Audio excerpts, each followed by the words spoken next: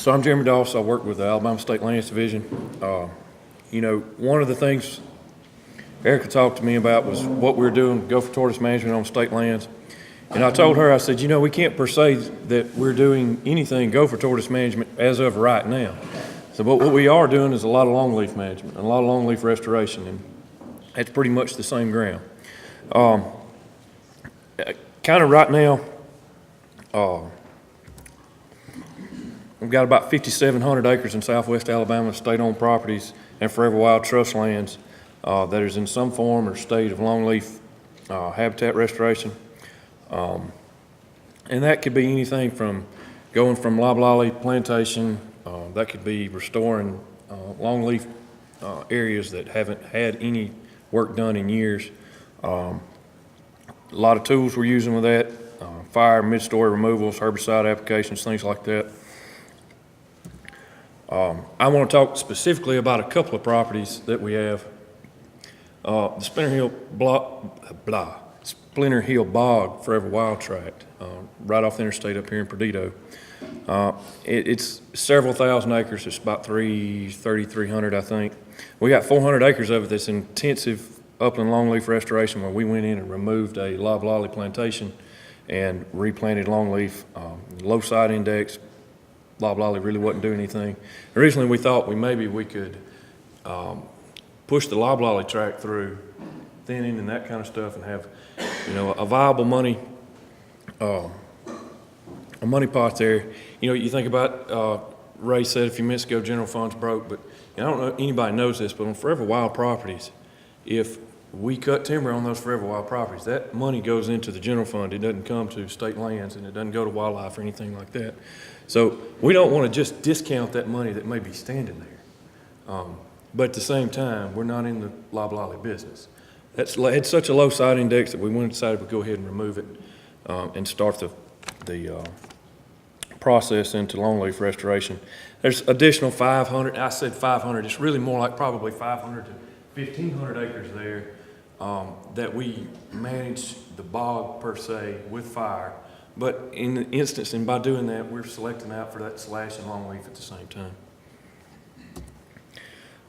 Jacinto Port's a real cool tract. It's East Mobile County, part of the Lower Delta Wildlife Management Area as far as wildlife and freshwater fisheries goes.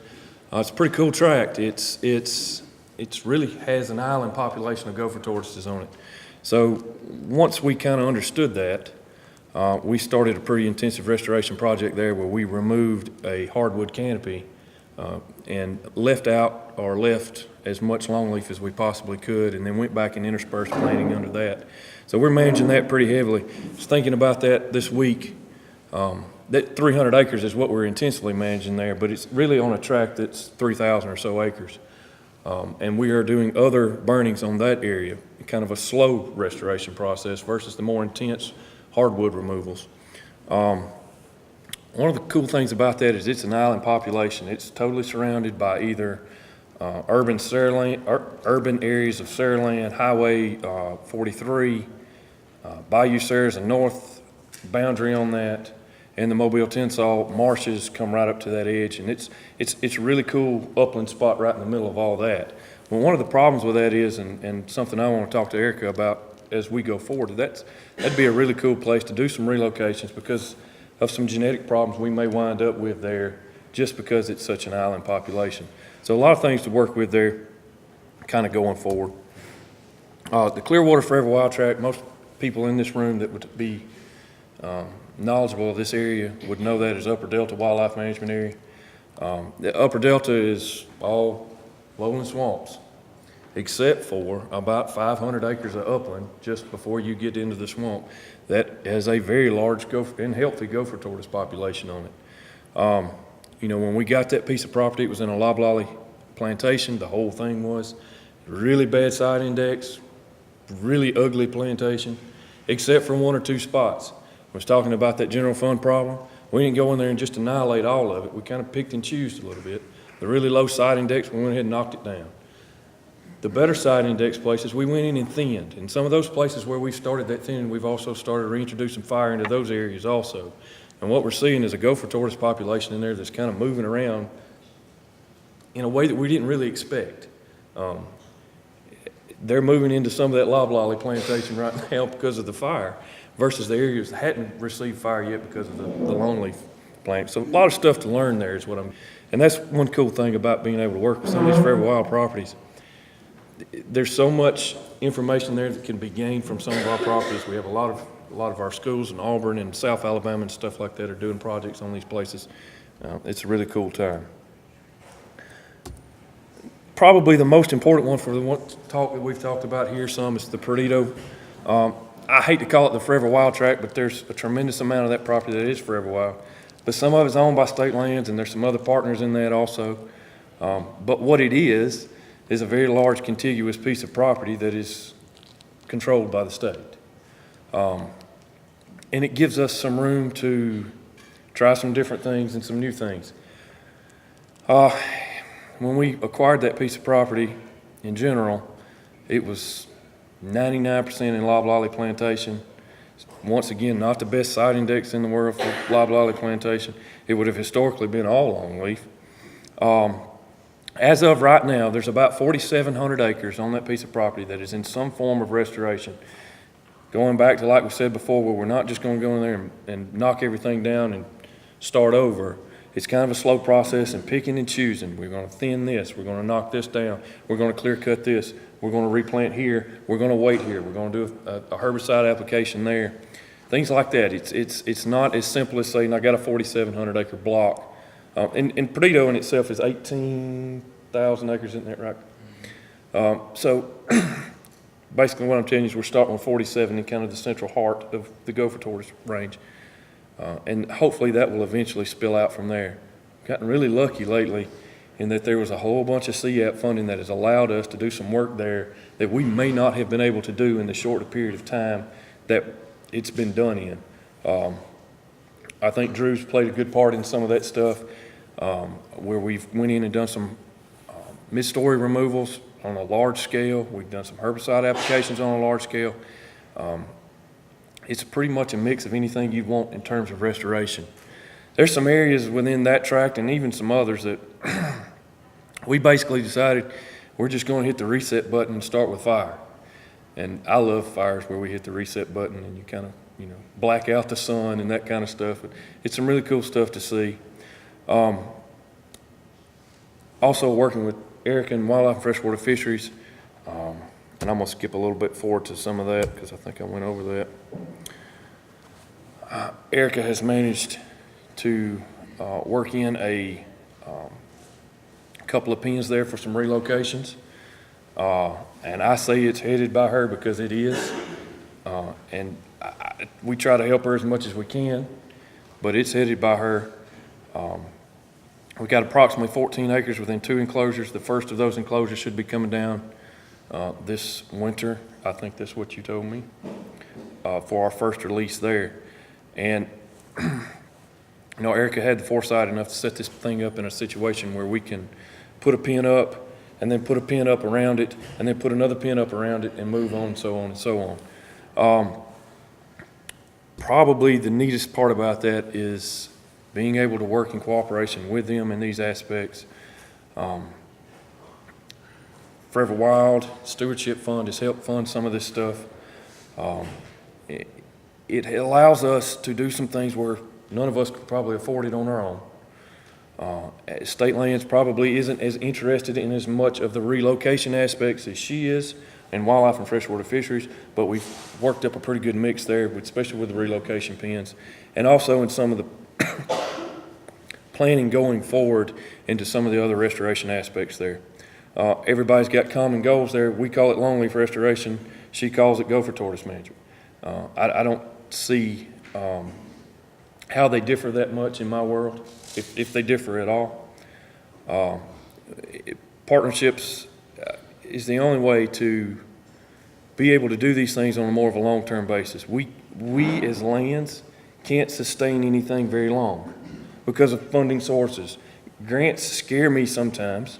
Y'all dealing with grant stuff that you can allow them to do your prescribed burning. They're a top-notch crew, especially here in Southwest Alabama. Hottest part of our state, these guys know what they're doing. I'll give you for instance, I have a piece of property in West Mobile County That was part of that CEP fund. We were gonna hand it over to the Forestry Commission. I had fire lines put in on it. It's a touchy little property. Borders some private property, a lot of cogan grass and things like that. You know, it's not one you want to just jump in there without much forethought. Sent them a map. Guy calls me back and says, "Hey, I think I know where that's at." A couple days later, he says, "Hey, we got a burn day. We're moving." I'm like, "Dude, I need to go over and show you the lines." He said, "I think we got it." I'm like, "Oh my God, this ain't going to do good." And all I can tell you is in about 3 hours, I got another phone call, said, "Hey, we're done." And I said, "Well, that's probably the easiest 600 acres I've ever seen burned in my life." But when I went behind, and the thought I had in my mind was, they've burned the wrong property. They've hit the wrong property. You know, there's no way. They nailed it, and it was a great burn. So think about those kind of things going forward. I don't think Gopher tortoise management and longleaf restoration on our forever wild properties here in Southwest Alabama is going to work without the cooperation between wildlife, freshwater fisheries, and state lands, and anybody else we can pull into that. Somebody talked about the elephant in the room. I wasn't here yesterday, so not real sure how that conversation started, but somebody talked about the elephant in the room with prescribed burning. I'm gonna throw another elephant in the room at you in my world, and that's cogan grass. And if you're managing property outside of Southwest Alabama, feel blessed. But if you're in Southwest Alabama, I can't think of a bigger threat to wildlife habitat right now, period. And if you don't believe that, we'll go for a ride this afternoon, and I'm gonna show you some things. I talk to property owners all the time that tell me, "We've sprayed and we've got it." No, you don't. And they don't want to hear that because they have in their mind, they've got it. They don't. Cogan grass control is not a short-term thing. And I'm going to give you for instance, we had a piece of property that we very intensively managed for a long time. I'd say long time. Cogan grass control. 3 to 4 years. I sprayed it. Great day in the morning, I sprayed it. It glowed at night. We sprayed it. I sprayed it with everything that every university said spray it with. Guess what happened? Funding run out. What do you do now? Well, you kind of watch and see what happens, right? Well, it was dead and been dead. It's just 4 years out. And I almost want to cry every time I step foot back on that piece of property. You don't have it yet if you think you do. Keep spraying, keep chasing it. And it's got to be a partnership, not just within your property. It's got to be you following the properties around you. Seed sources and seed banks, I don't think we grasp all that yet. I will give you a, for instance, and I know don't let me run long. I had the opportunity to help an undisclosed group with some pigeon management on the 12th floor of the IP building just north of the intercoastal bridge into the Africatown Bridge, if y'all know where that's at in Mobile. I was on the 12th floor. I was looking out a window from the 12th floor, and there was an air conditioning unit set up right there outside that. And there was a little crack, there was some seams in the metal around that thing. That's the 12th floor.